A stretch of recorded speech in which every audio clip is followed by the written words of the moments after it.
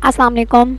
हम ना with STA 301 आज का लेसन है आप लोगों का लेसन नंबर 28। अब आप लोगों की डिस्ट्रीब्यूशंस स्टार्ट हो चुकी हैं। डिस्ट्रीब्यूशंस आपकी इस बुक में जो कवर होंगी वो होंगी binomial distribution, hyper geometric distribution, Poisson distribution और लास्ट जो है नॉर्मल डिस्ट्रीब्यूशन है। ये आप लोगों को क्वेश्चन भी पूछ सकते हैं कि हाँ जी आप लोगों की कितनी डिस्ट्रीब्यूशंस हैं, उनके नेम दे दें, मतलब नेम लिख लें। मैंने आप लोगों को चारों के नेम बता दिए हैं: binomial distribution, hyper geometric distribution, Poisson distribution और नॉर्मल डिस्ट्रीब्यूशन। ठीक है, आज आपने 28 लेसन में सिर्फ और सिर्फ बाइनोमियल डिस्ट्रीब्यूशन को मैं कवर करवाऊंगी। लास्ट में कुछ चीज़ें हाइपर ज्योमेट्रिक डिस्ट्रीब्यूशंस की भी हैं, लेकिन वो आप लोगों के नेक्स्ट लेक्चर में ही कवर करवाऊंगी ताकि मिक्सअप चीज़ें ना हों। ठीक है, तो सबसे पहले जो आप लोगों ने बात याद रखनी है वो ये याद रखनी है कि बाइनोमियल डिस्ट्रीब्यूशन जो है वो इम्पॉर्टेंट डिस्क्रीट प्रोबेबिलिटी डिस्ट्रीब्यूशन है। ठीक है ना, डिस्क्रीट क्या है, आप लोगों की डिस्क्रीटनेस इसमें चलती रहेगी। और ये आप लोगों का क्विज़ है। नेक्स्ट आप लोगों ने जो चार इसकी कह लें आप लोग प्रॉपर्टीज़ हैं वो याद रखनी है। वो आप लोगों के ये लिखी हुई हैं, इनको याद करना है, इनको याद कर लीजिएगा। ये चार लिखी हुई हैं, ठीक है ना, यहाँ से लेके यहाँ तक। ठीक है, अदरवाइज़ अगर आपने इसको नहीं याद रखना तो इसको याद कर लें। ये मैंने बॉक्स में लिखी हुई है। Each observation represents one of the two outcomes. मतलब क्या हुआ, ये देख लें, इन्होंने भी वही चीज़ लिखी हुई है। Every toss results in either a head और टेल। मतलब उसके दो ही आउटकम्स होंगे, उससे ज़्यादा नहीं होंगे।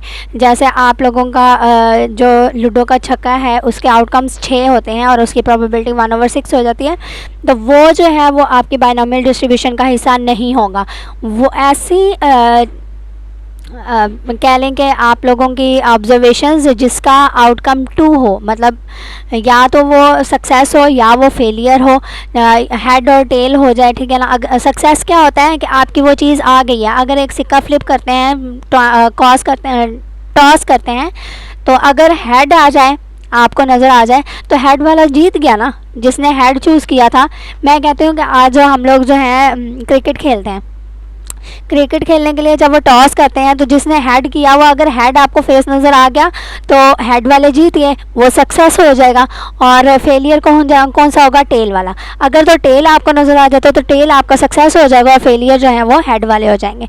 तो मतलब क्या हो गया कि आपके आउटकम्स सिर्फ 2 होने चाहिए।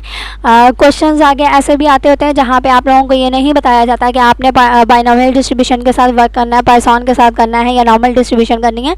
तो उसमें आपने अब ये प्रॉपर्टीज़ याद रखनी है और इस प्रॉपर्टीज़ के थ्रू आपने गेस करना है, ट्राई करना है कि हमने कौन सी डिस्ट्रीब्यूशन क्वेश्चन में लगानी है। पहला जो पॉइंट है वो उम्मीद है क्लियर हो गया होगा आपको। नेक्स्ट पॉइंट है the probability of success remains the same. ठीक है ना, अब जाहिर बात है जब उनके आउटकम्स ही 2 हैं, जैसे सिक्के के थे 1/2, हेड की भी प्रोबेबिलिटी 1/2 होगी और टेल की भी प्रोबेबिलिटी 1/2 होगी। तो यही चीज़ आपकी सेकंड प्रोबेबिलिटी है, सेकंड पॉइंट है कि आपकी probability of heads denotes by P.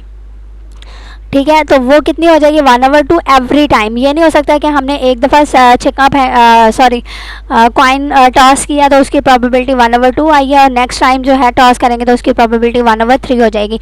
ऐसा नहीं होगा।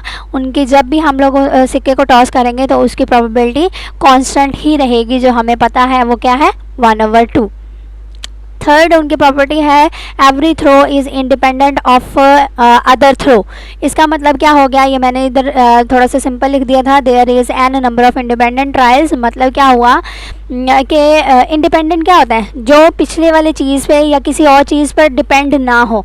ठीक है, अब मैंने क्या किया कि हम एक छक्का फेंक रहे हैं, उसका जो है प्रोबेबिलिटी आ गई 1/2 या आप कह लो कि वो हेड आ गया।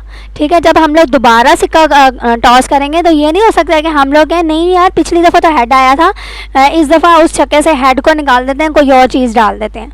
ठीक है, वो इंडिपेंडेंट है। आपने पहली दफ़ा हेड लगाया तो शायद वो दूसरी दफ़ा भी आपका हेड ही आए। हम उस हेड को चेंज भी नहीं कर सकते हैं और उस हेड की प्रोबेबिलिटी को भी हम लोग छेड़ नहीं सकते कि हाँ जी इस हेड को चेंज कर दो और इसकी जगह टेल दोनों सिक्कों पे टेल कर दो। ठीक है, तो इंडिपेंडेंट है, उनका कोई भी कंसीडर नहीं है एक दूसरे के साथ। नेक्स्ट वो कह रहे हैं the total number of tosses is fixed आप लोगों को टॉस बता दिए जाएंगे कि हाँ जी आपने 5 दफ़ा टॉस करना है, 1 दफ़ा करना है। अब जैसे मैं मिसाल दे रही थी कि क्रिकेट खेलना है, तो उसमें जो है फिक्स होता है कि हमने एक बार ही टॉस करना है। वो क्यों? क्योंकि हमने हेड और टेल में से कुछ एक लेके आना है। अगर सिक्का बाय चांस वो जो है ना हेड आता है ना टेल आता है, तो नेक्स्ट टाइम हम लोग दोबारा से उसको टॉस करते हैं और उसकी फिक्स जो है टॉस करने की प्रोबेबिलिटी होती है। ये 4 इनकी प्रॉपर्टीज़ थी। अगर आपको वैसे आ जाता है सिंपल कि आप प्रॉपर्टीज़ लिखें तो सिंपल वर्ड्स में ये लिख लें। हाँ, अगर आपको कोई क्विज़ वगैरह आता है तो उस चीज़ में से इनको भी आपने याद रखना है। नेक्स्ट आप लोगों को बाइनोमियल डिस्ट्रीब्यूशन का फार्मूला दिया हुआ है। पी एक्स कैपिटल है इक्वल्स टू एक्स, ठीक है। मतलब यहाँ पे हम लोग जैसे जैसे एक्स की वैल्यूज़ को इंक्रीज़ या डिक्रीज़ करते जाएंगे, उसी तरह आपके जो वैल्यूज़ हैं वो चेंज होती रहेंगी। अब इसका फार्मूला क्या है? N c x. यहाँ पे दरमियान में मिड में कोई भी चीज़ नहीं लिखी होती। एन स्मॉल है और एक्स भी स्मॉल है। ये चीज़ें आप लोगों ने याद रखनी है। एन सी एक्स, इसके दरमियान में कोई भी चीज़ मौजूद नहीं होती, थोड़ा सा गैप देना होता है और ये होता है एन सी एक्स, ठीक है। एन सी एक्स क्या मतलब है कि आप लोगों के कैलकुलेटर पे जब आप लोग देखेंगे तो वहाँ पर सेकंड लाइन में सेकंड नंबर ही है एन पी आर और एन सी आर लिखा होता है, ठीक है। मतलब आपकी एन की वैल्यूज़ चेंज होती रहेंगी। आपने अगर तो सी के साथ काम करना है तो शिफ्ट का बटन नहीं अप्लाई करेंगे, और अगर आपने पी के साथ काम करना है मतलब परम्यूटेशन के साथ, तो वहाँ पे हम लोग शिफ्ट का बटन दबाते होते हैं पहले। तो अब हम लोगों का जो फार्मूला है वो है एन सी एक्स, इन्होंने ब्रैकेट लगा दिया। मतलब क्या हुआ कि आपकी ये तीन चीज़ें हैं, वो तीनों चीज़ें आपस में मल्टीप्लाई होंगी। वो तीन क्या है? एन सी एक्स की वैल्यूज़ आपने फाइंड करनी है। फिर आपने प्रोबेबिलिटी ऑफ सक्सेस जो थी पी, उसकी पावर एक्स हो जाएगी और क्यू की पावर एन माइनस एक्स होगी, ठीक है। ये आप लोगों का फार्मूला था। अब इनमें आप लोगों को ये बताया जाएगा कि P क्या है, X क्या है, N क्या है, Q क्या है, वो देख लें। N जो है टोटल नंबर ऑफ़ ट्रायल्स हैं कि आपने कितने ट्रायल्स ले लें। जैसे हम लोगों ने आपको फिक्स ट्रायल बताया हुआ था कि 5 हैं, तो ये आप लोगों को बताया जाएगा कि आपने कितनी दफ़ा उसको टॉस करना है, वो n हो जाएगा, स्मॉल n है, ठीक है। नेक्स्ट आप लोगों की प्रोबेबिलिटी ऑफ सक्सेस जो है उसको हम लोग P से डिनोट करते हैं और प्रोबेबिलिटी ऑफ फेलियर जो है वो Q से डिनोट की जाती है। कभी कभी आप लोगों को क्विज़ भी आ जाता होता है कि इफ़ P इक्वल्स टू 5 या P equals to 10 then find Q, ठीक है। तो उसमें हम लोगों ने क्या करना है कि इसको लिख ही लेते हैं। हाँ जी, देखें क्वेश्चन मैंने क्या किया, आप लोगों को ये क्विज़ के उस हिसाब से बता रही हूँ, क्विज़ के हिसाब से कि आप लोगों को कहा जाएगा if P equals to 10 then find Q। तब आप लोगों ने ख़ुद इस चीज़ को याद रखना है कि आपकी Q की वैल्यू जो होती है वो 1 माइनस P के बराबर होती है, ठीक है। अब ये क्यों हुआ है? क्योंकि आप लोगों का जो वैल्यू होती है ना P प्लस Q, वो इक्वल्स टू 1 होती है। मतलब आपकी दो प्रोबेबिलिटीज़ है ना, सक्सेस और फेलियर की।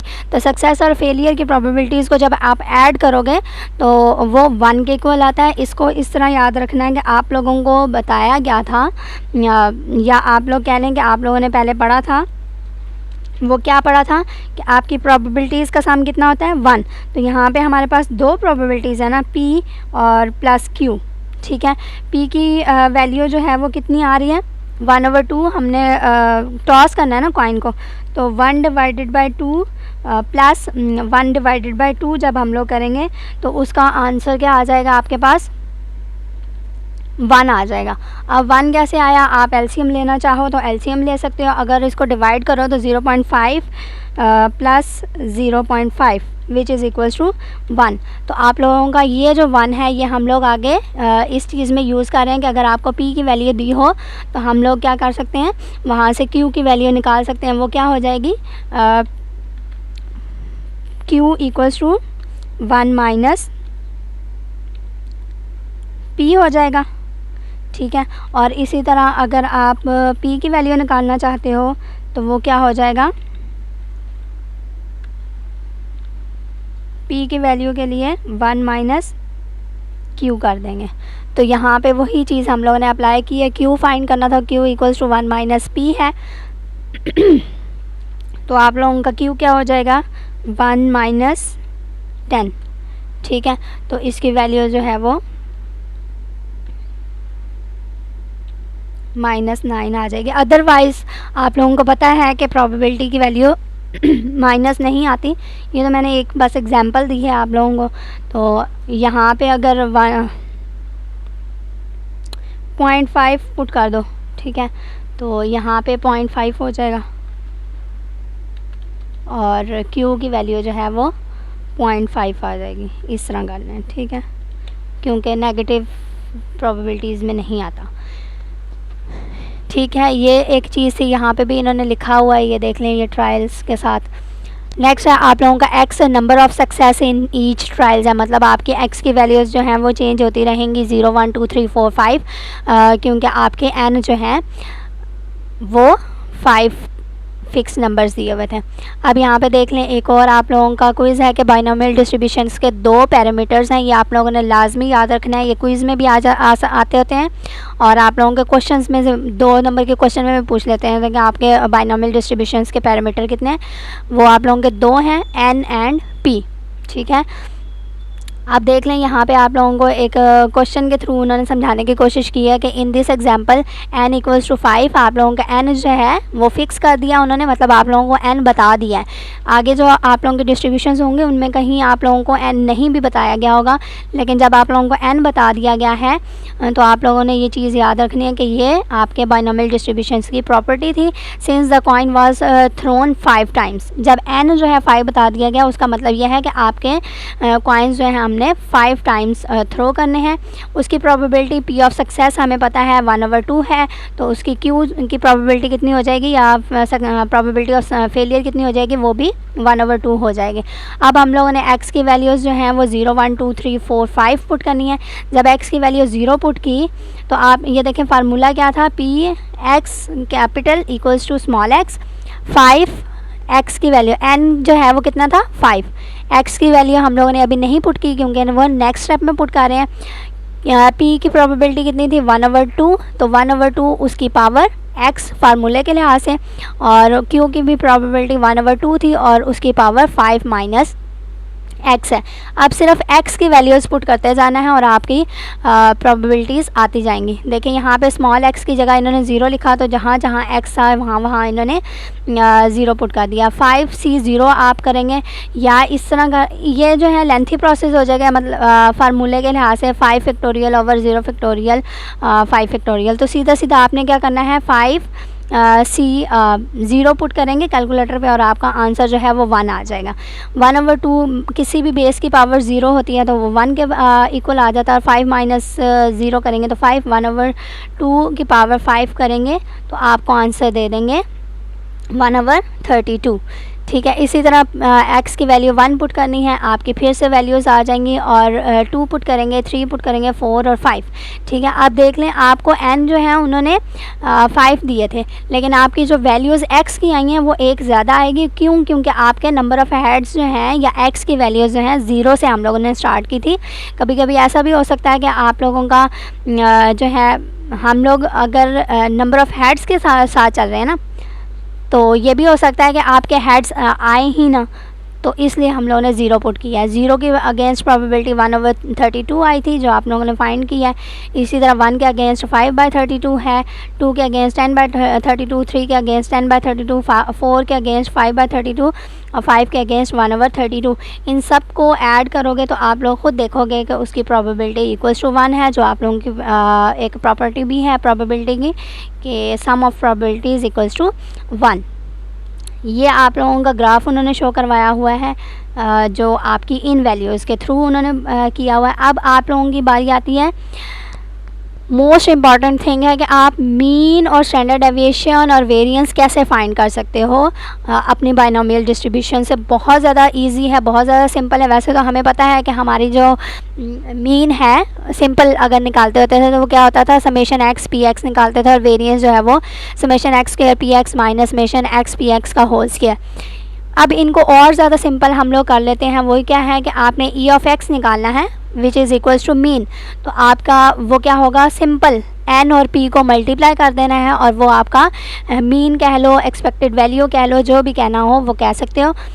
उसके बाद वेरिएंस की बारी है, तो वेरिएंस आपके जो, दोबारा से ऊपर चले जाती हूँ, कि आपके जो दो पैरामीटर्स हैं ना उनको मल्टीप्लाई करोगे तो आपका मीन आएगा, लेकिन अगर आप एन, पी और क्यू को मल्टीप्लाई करते हो तो वो आपका क्या आएगा, वेरिएंस आएगा। अब वेरिएंस जो है अगर उसका स्क्वायर रूट लेते हैं हम लोग तो वो क्या हो जाएगा, स्टैंडर्ड डेविएशन बन जाता है, और स्टैंडर्ड डेविएशन जो है वो square root n p Q.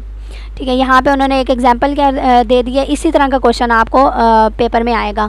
वो एन की वैल्यू दे देंगे, पी की वैल्यू दे देंगे, और अगर आपको ज़्यादा तरस आ जाए तो वो क्यू की वैल्यू भी दे देंगे। अगर नहीं दी हुई तो आपने वही फार्मूला यूज़ करना है और क्यू की वैल्यू निकाल लेनी है। ठीक है, जब एन, पी और क्यू की वैल्यूज़ आ गई हैं तो आप मीन भी फाइंड कर सकते हैं और स्टैंडर्ड डेविएशन भी फाइंड कर सकते हैं।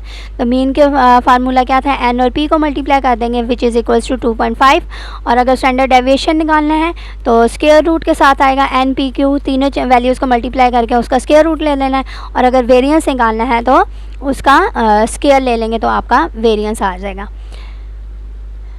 नेक्स्ट आप लोगों को बताया जा रहा है कि आप इस वाले पैराग्राफ में व्हाट डज़ दिस मीन, ये देखें एक उन्होंने डायग्राम शो करवाई है और एक्सपेक्टेड वैल्यू आपकी कितनी आई थी 2.5, वो उन्होंने यहाँ पे लाई कर दी है, लेकिन आपका ये जो स्टैंडर्ड डेविएशन है वो इन्होंने कहीं यहाँ पर, इस एरो हेड का मतलब क्या है कि 1.12 जो है स्टैंडर्ड डेविएशन आपका आया था, वो क्या कर रहा है, पॉसिबल वेरिएबिलिटी दे रहा है in various number of heads that can be obtained in 5 tosses.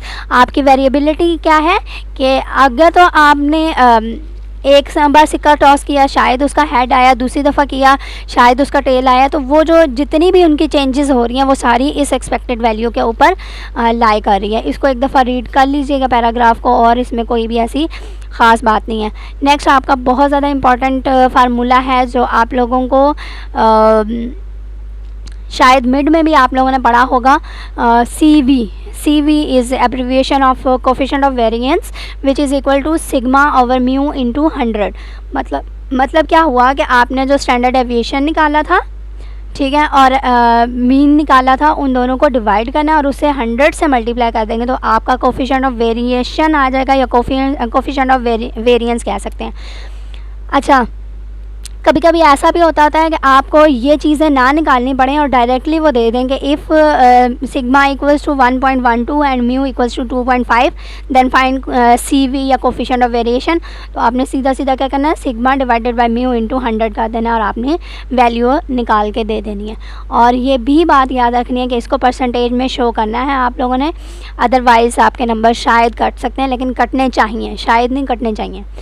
Next आप लोगों को जो बात बताई जा रही है कि वो कह रहे हैं कि it will be symmetrical only.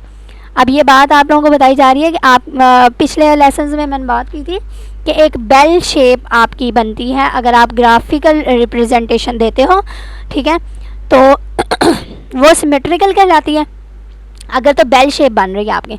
और वो सिमेट्रिकल तब होगी बाइनोमियल डिस्ट्रीब्यूशन में जब आपकी P और Q की वैल्यूज़ सेम होंगी। मतलब P की वैल्यू प्रोबेबिलिटी के लिहाज से, प्रोबेबिलिटी ऑफ सक्सेस है ना P, तो वो 1/2 थी, और प्रोबेबिलिटी ऑफ फेलियर जो है Q वो भी 1/2 थी।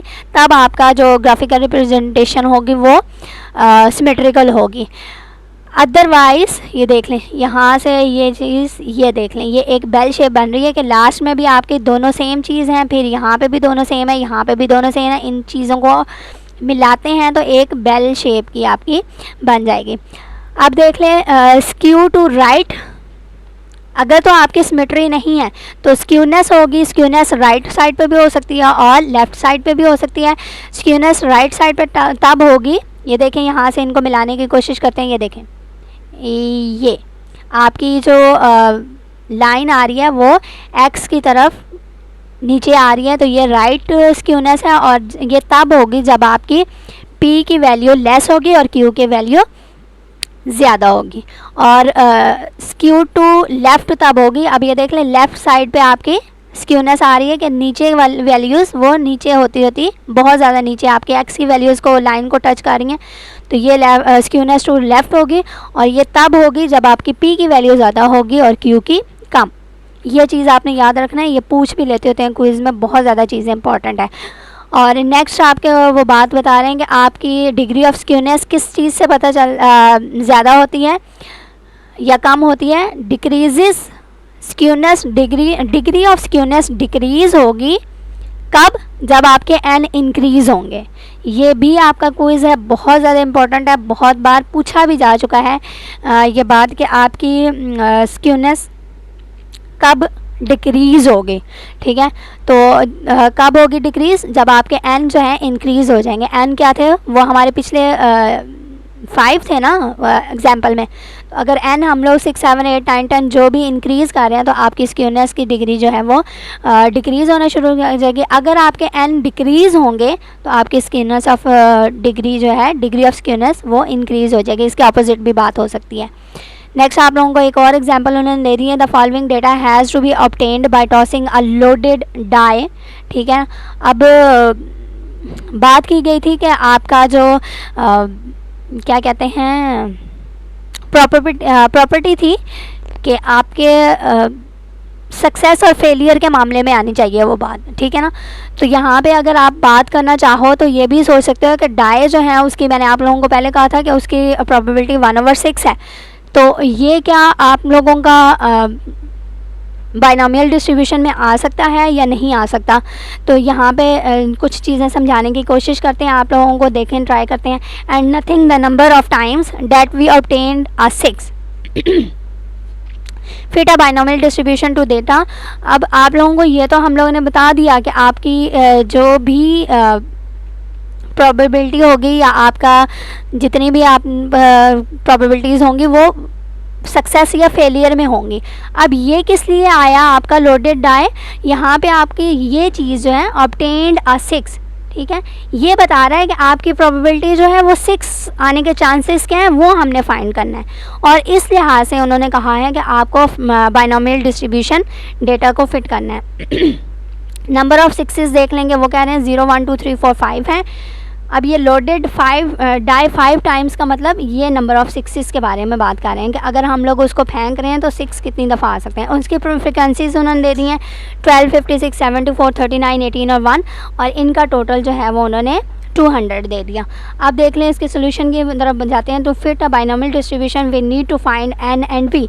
अब यहाँ पे देख लें हम लोगों को कोई उन्होंने एन नहीं दिया हुआ, कोई उन्होंने जो है पी नहीं दिया हुआ। अब एन मैं कह रही थी नहीं दिया हुआ, वो दिया हुआ है, वो क्या है 5 टाइम्स। ये जो 5 टाइम्स है ना ये आपका एन है।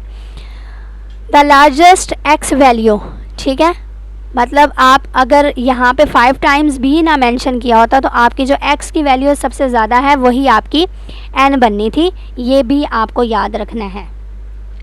ठीक है, कभी कभी आपको ये भी कर सकते हैं कि आप ये एक टेबल दे दें और उसमें से आपको कहा जाए कि आप जो है n फाइंड करके दें। तो n क्या है आप लोगों का लार्जेस्ट नंबर या largest value of x। Next हम लोगों को पता है कि हमारा जो है हमें p और q फाइंड करने हैं। ठीक है, अब p और q फाइंड करने के लिए मैंने पिछले जो एग्जांपल थी उसमें क्या किया था 1 माइनस p किया या 1 माइनस q किया तो हमारे पास चीज़ आ गई। वो सिर्फ उस शर्त पे आई थी कि हमारे पास p या q की वैल्यूज़ दी हों। इस एग्जांपल में कोई भी p की और q की वैल्यू नहीं दी हुई। तो अब हम लोग क्या करेंगे, हमारे जो दो कहाँ पर गए, ऊपर चले जाते हैं। ये देखें बाइनोमियल डिस्ट्रीब्यूशंस में जो मीन और वेरिएंस फाइंड किया था उसके लिहाज से हम लोग उनकी वैल्यूज़ फाइंड कर सकते हैं। अब वो कैसे फाइंड कर सकते हैं, जैसे हमें पता है कि x bar equals to n और p है। तो x बार का तो फार्मूला हमें पता है summation f x divided by summation f।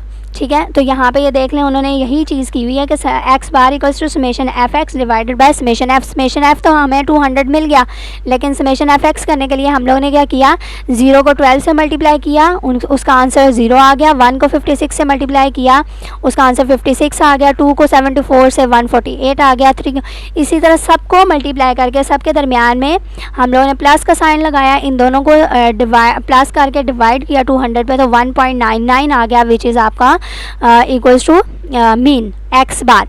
अब यहाँ से देख लो आपके पास फार्मूला था x bar equals to n p. हमारे पास n की भी वैल्यू है, हमारे पास x बार की भी वैल्यू है, तो क्या हम लोग p की वैल्यू निकाल सकते हैं? यस, इट इज़ पॉसिबल कि हम लोग p की वैल्यू निकाल लें।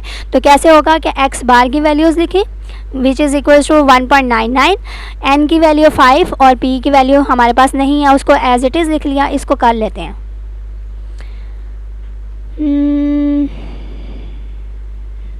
कर ही लेते हैं। ठीक है, चलते हैं आपके इधर। ठीक है, अब क्या था हम लोगों ने फाइंड किया, बल्कि करना क्या था फाइंड, वो था x बार, या आप लोगों का क्या है, हाँ जी, मैंने सोचा मैथ टाइप पे ही कर दूँ आप लोगों का। देखें हम लोगों ने क्या लिखना है, x बार। ठीक है, तो x बार लिख लेते हैं। बार हमने कहाँ से लेनी है अब,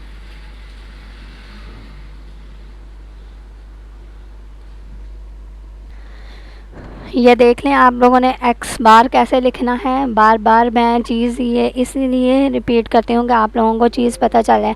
हमने क्या करना है, इस वाले पोर्शन को करना है, और यहाँ से ये देखें इस वाले पोर्शन को किया, तो नीचे हम लोग x लिख लेंगे और ऊपर उसका बार लिखना है। इक्वल्स टू क्या है आपके पास, NP। ठीक है,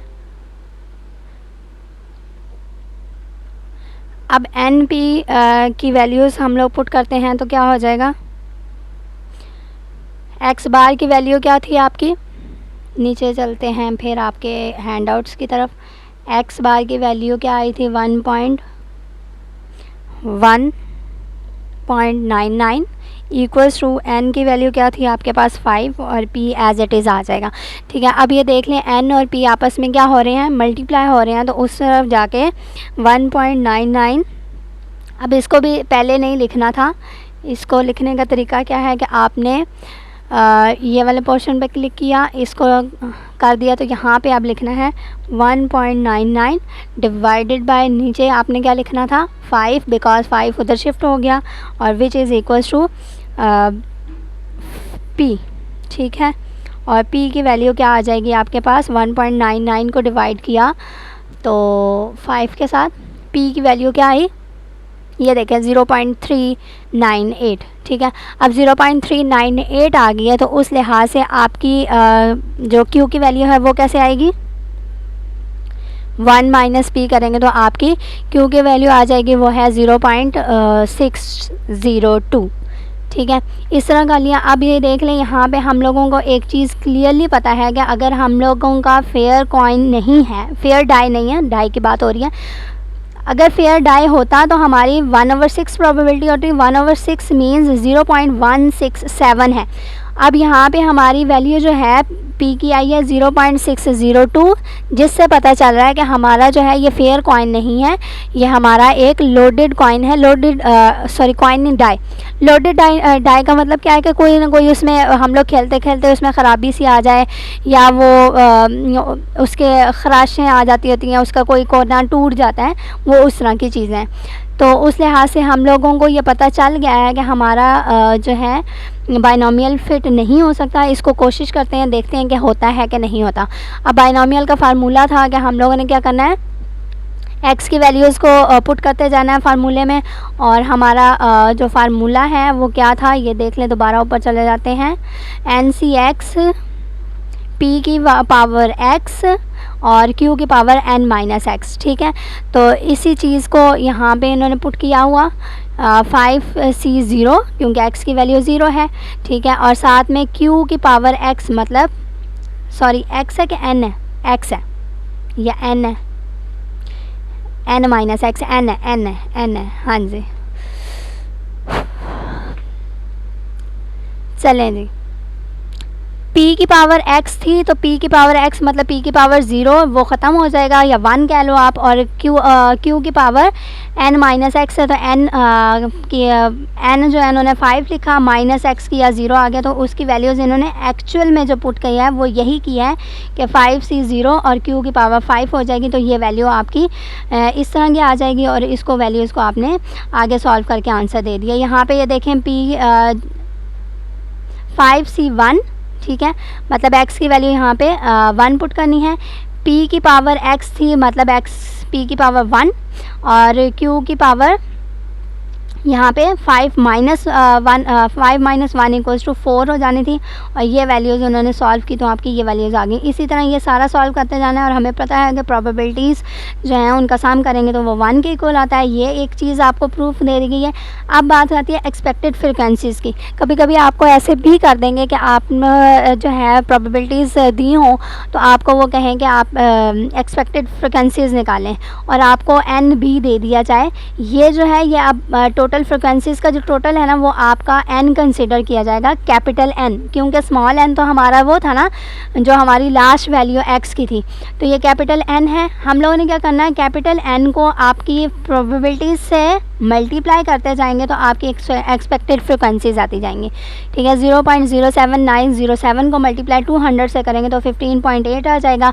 0.26136 को मल्टीप्लाई 200 से करेंगे तो 52.5 आ जाएगा। इसको करके देख लीजिएगा।